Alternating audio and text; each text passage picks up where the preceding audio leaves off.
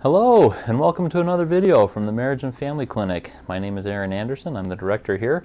Today's topic we're going to be talking about is what to do when your spouse has changed. First of all, I want you to think back to when you guys were first dating. When you guys were first dating, you guys did everything together. You'd go to movies that you didn't even like just so that you could be with your spouse or your partner back then. You'd go over to their parents' house, even though you maybe didn't really like going over there. You'd hang out with friends that you didn't like. You'd try new things. You'd go hiking, even if you didn't really like to go hiking.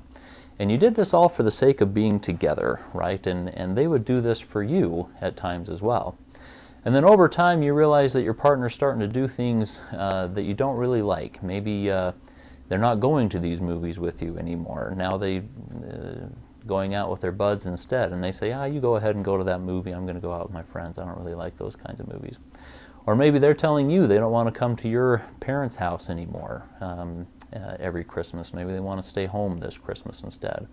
Anyway, you get the picture. So things like this, now they're starting to change, and it's starting to bug you, really. Maybe they're starting to be more messy. Maybe they're starting to spend more time with their friends, whatever, right? They're starting to change, though, and it's really starting to bother you. This wasn't what it was like when you guys were first dating, and it wasn't what it was like when you guys were first married either. So there's this assumption then that because your partner has changed, they're in the wrong.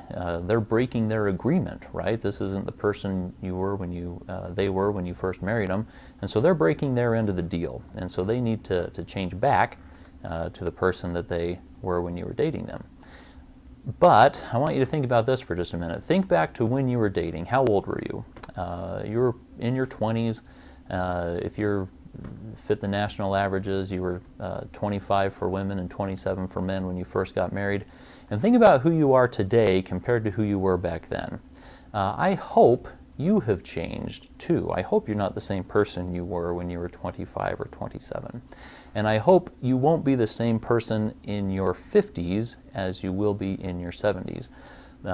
People change. They're supposed to change. We have life experiences. We have new interests, new likes that we find.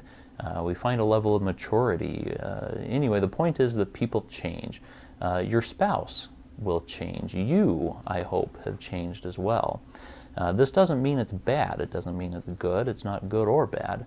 It just simply means that this is something to look forward to in your relationship as something that can bring your life new avenues, new adventures. And if you look at them in that way, then your relationship will be enriching and enlivening.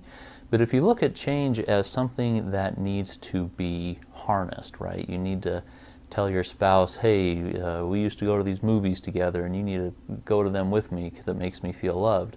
Or if you're trying to tell your spouse, hey, what happened to all these things we used to do together? And if you're trying to change them, one, it's awfully controlling, but then two, it's also very possessive. It assumes that they need to change their lifestyle because that's what you want. And again, that's not a healthy relationship. I hope you're not doing that. So the secret here then is instead of trying to get your partner to change, the secret is to try to embrace that change because you're doing it too, or at least I hope that you're doing it too. And what happens is as you guys start to find new avenues together in this change, maybe your partner's picked up bowling, or maybe your partner is going out with friends to, I don't know, a new dance studio or something like that, and getting really involved with coaching, whatever it might be, you can find joy as you're exploring these new avenues of life together. As a matter of fact, it can be very invigorating and very exciting if you choose to look at it that way. But again, if you choose to look at change as something that needs to be shunned and something that your partner needs to stop doing for you, again, that's very controlling and manipulative. The thing to do then, as you're embracing this change, is welcoming it with your partner. Talk with your partner about it. Hey, what kinds of things are you into lately? What's one life goal? you haven't accomplished yet? What's the latest music that you're into?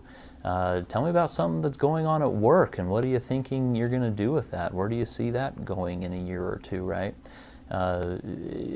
Recognizing that change necessarily is going to happen, and ask your partner questions about it. You can still talk about stuff from the past, right? Hey, you know, your old buddy from college is doing this, and remember times when we used to do that. And those are good conversations to have. Those create meaning and fun, and those are great. But remember, you can't keep going back. You shouldn't be going back. You should always be looking forward to new territories and new adventures with your spouse. And as you do that, again, you'll find this deeper, rewarding relationship with each other. One caveat to this, of course, is as you and your partner are exploring new things, they need to be explored together. Otherwise, it is just going to create separation. One person's going to like these interests, the other one's going to like those interests, and you won't have any interests together. So explore new things together. That's when you start finding that excitement, that enrichment. You still have autonomy, of course, where he might have movies that he likes and she'll have different movies that she likes, and that's to be expected.